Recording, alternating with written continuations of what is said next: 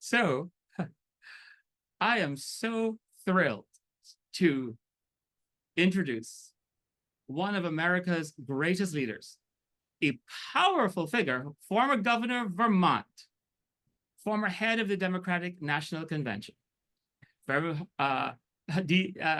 committee.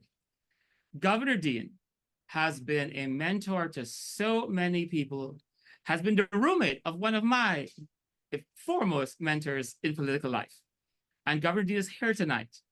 It was his strategy, a 50-state strategy to get young people and others to be active across the entire country that transformed America.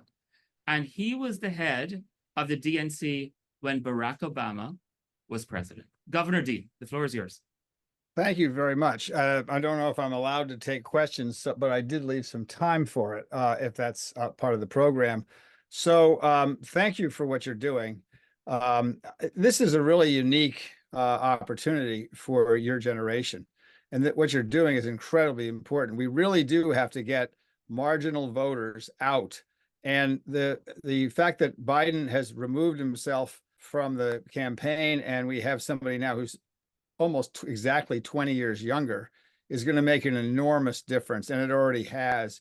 We already see enthusiasm. We already see Kamala Harris leading in a number of polls. So this is not, I'm not actually talking about partisanship, although I am definitely incredibly partisan. But what I am talking about is something that's been needed for a long time, and it speaks to my generation. We desperately need to change generations. We need to bring a new generation into power. And your generation can do that, can make that decision.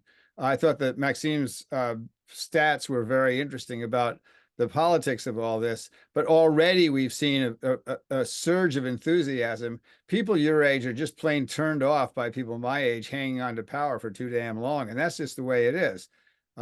We really desperately need 40-year-olds in charge of government, or 50-year-olds, or in the case of the president, 59-year-olds in charge of government, because there still are a few people of my generation and older thinking that they're going to win. And I think you have the power to make sure that that doesn't happen.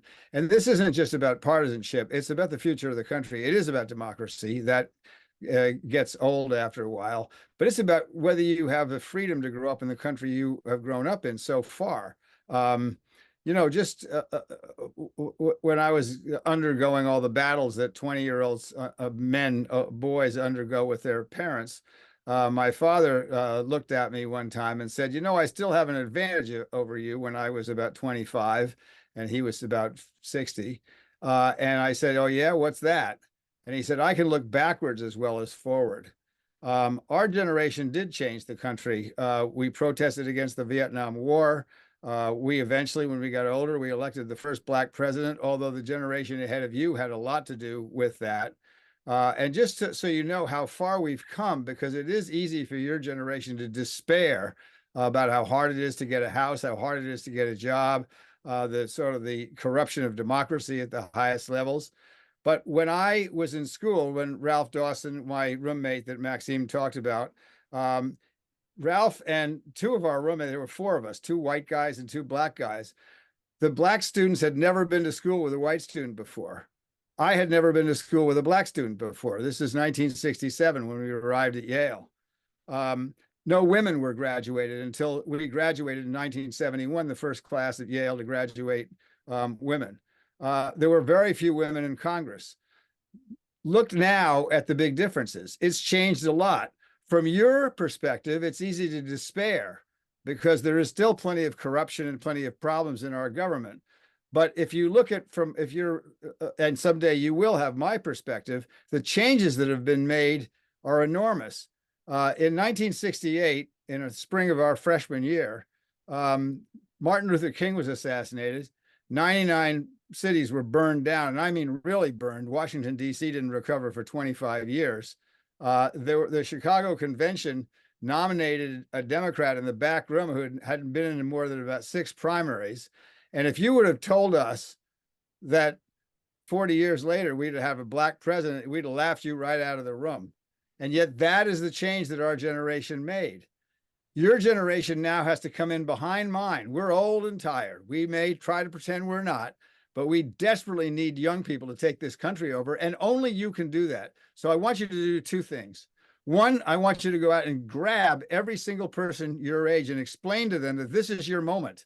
This is your moment to change the country, and you can do it. We did it. And now we're old and tired, and we're looking back like most old people and think we did everything right. We didn't. We need you to come in. We need your energy. But I don't just want you to settle this election by getting people out to vote. I want you to run for office. Maybe not this time. There's a great organization called Run for Something, and they recruit people just like you to run for office. And we're not talking about, oh, you're going to be 25 years old and you're going to be the president of the United States. First of all, that's unconstitutional. But we are talking about being the road commissioner and the school member of the school board and the city councilor. And that's how you build power. Believe me, this country looks far different in terms of the power structure than it did when I was your age. It looks like it needs changes to you, and you're right, it does. Our generation is not going to give you those changes. And you can make big changes at the top now by getting all your friends, whether, as Maxim said, sororities, fraternities, whatever it is, in the 10 states or so that are kind of swingy, particularly North Carolina, Virginia, Georgia. I'm not going to go through the whole name of them. You guys can do that. You can make that difference, but that is not enough. Then the next round, you're going to run for office. And I'm not kidding. And don't think you can't do it, because every generation does do it. And the faster you push us out, the better off the country's going to be and the better off you're going to be.